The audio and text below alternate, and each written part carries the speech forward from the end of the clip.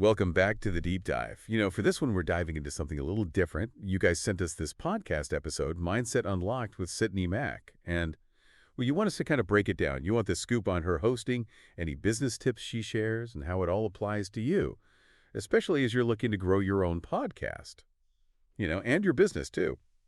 So let's jump right in. It is pretty cool how we can just pull apart another podcast, isn't it? And pull out these little, like, golden nuggets. It's a masterclass in a way, all about podcasting and entrepreneurship all at the same time. Totally. And Sydney's own journey is a perfect place to start.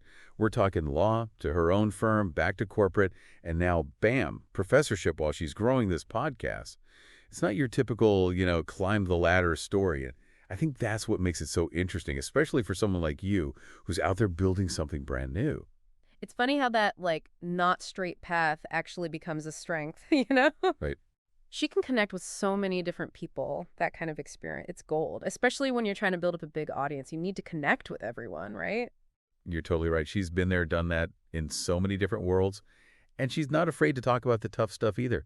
Like, remember when she mentioned living like client to client, even using her 401k to get that firm going? That's real. A lot of those success stories kind of skip over that part. Yeah, It reminds us that it takes guts? And sometimes you gotta hustle, but those rough patches, that's where the magic happens sometimes. Remember when her sister called her out, like, straight up about self-sabotage? Turning point right there. oh, totally. That story, it really stuck with me. Sometimes the hardest thing to overcome is ourselves, right? Okay, but let's talk about her as a host, her skills. You were curious about what she does well and maybe, where there's room to grow.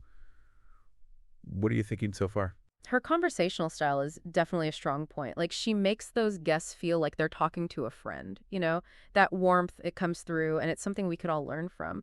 But there's a balance, right, between being friendly and, well, keeping it professional. Okay, I see where you're going. Do you think sometimes that casual vibe could, I don't know, maybe turn off some listeners? Especially those who are like super serious about business? Good question. It really depends on who she's trying to reach. If it's more casual, a lifestyle kind of vibe, then yeah, it totally works. But if she wants to attract those big-time business owners or investors even, she might need to, like, step it up a notch in terms of professionalism. That's a good point. It's all about knowing your audience and, well, adjusting how you talk to them. But her process, though, wow. That onboarding for guests is amazing. I mean, the super nice DM, scheduling links, a detailed plan for the show, even a whole promo pack after.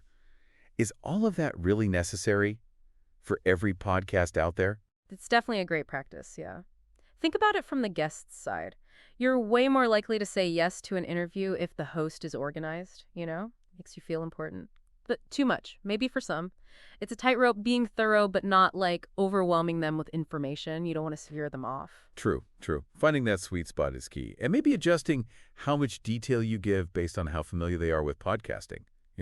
Okay, let's shift gears to business. You wanted to understand how she's making money, or even just hinting at it, and how that applies to you as you try to grow your own show. Right. So she mentions affiliate marketing, digital products. She calls them digital gifts, which is interesting. And then there's potential for, like, coaching or consulting, given her background.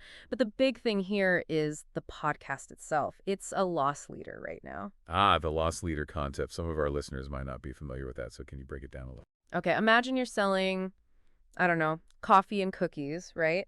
You make the coffee cheaper to get people in, even if you lose a bit on each cup. But guess what? They're probably going to grab a cookie too, or you make more money.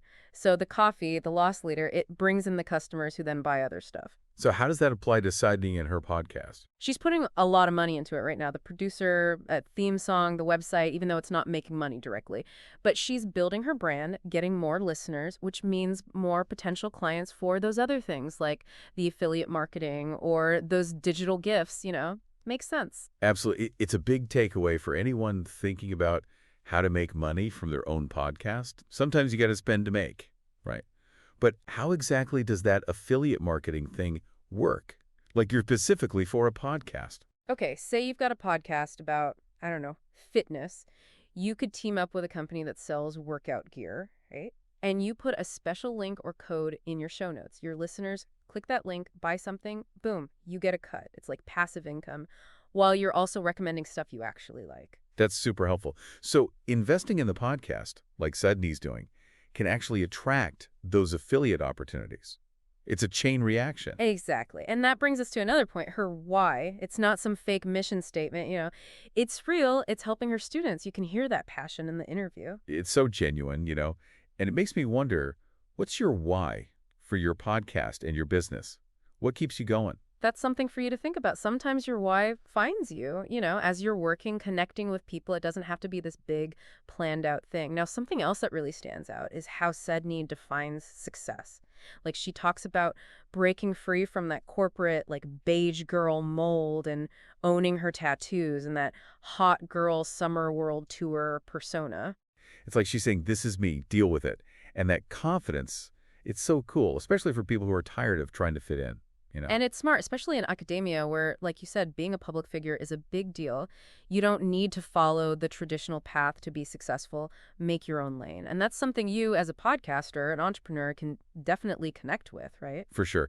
It's about building your brand to reflect who you really are, even the weird parts. Okay, let's break down some actionable takeaways for you based on everything we've talked about. First up, don't be afraid to invest in your podcast, even if it's not making money yet. Think about it. If you wouldn't invest in your own business, why should anyone else? It's putting your money where your mouth is. Doesn't mean going broke, but it means putting your resources where they count, like Sydney did with her producer and theme song. Which brings us to our next point, networking. Her teaching gig, it came from a student connection, which proves that you never know where an opportunity will pop up. So how can you apply that to your own life? Who do you already know that could open doors for you? Former colleagues, maybe? Friends from like a hobby group, even family.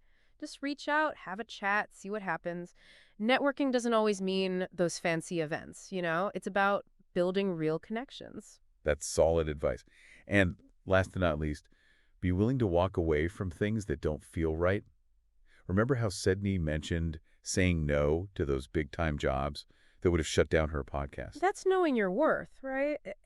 Having the guts to say no to stuff that doesn't fit your goals, sometimes saying no is actually saying yes to yourself. Sydney's a good reminder that success doesn't have to look the same for everyone. There's no one way to do it. Okay, last thing, and I think this is especially relevant to you as you build your own brand in the podcasting world. Sydney talked about how academia, like universities and stuff, they value people who are out there, public figures. Right, like Oprah. She said Oprah could teach anywhere, no matter what degrees she has. Interesting point, right? It's like expertise and influence are changing. You don't necessarily need all those fancy degrees to be seen as a thought leader anymore. It's about having that platform, having something to say, and saying it in a way that people connect with. That's powerful stuff, especially as you grow your podcast. So how do you do that? How do you become that voice, that go-to person in your field? First, figure out your niche. What lights you up? What do you know more about than anyone else? What problems can you solve for your listeners? Once you've got that, start creating amazing content that shows off what you know. Blog posts, articles, videos, even being a guest on other podcasts. And keep sharing it consistently. Be active online, talk to your audience, build those connections. And put yourself out there. Speak at events, work with other people, share your story. Building a brand takes time and effort, but it's worth it. It can lead to new opportunities, make people trust you more, and help you make a real difference. This deep dive into Sydney Mac's interview, it's been amazing. We've explored her whole journey, how she thinks about business, her hosting skills, all the wisdom she shared with us. I hope you got some good ideas from it, stuff you can actually use for your own podcast and your business. Remember, believe in yourself, invest in what you're doing, and never stop learning. And most importantly, create a business and a life that you love. One that feels good. Thanks for joining us for this deep dive. Until next time, keep creating, keep shining. See you soon.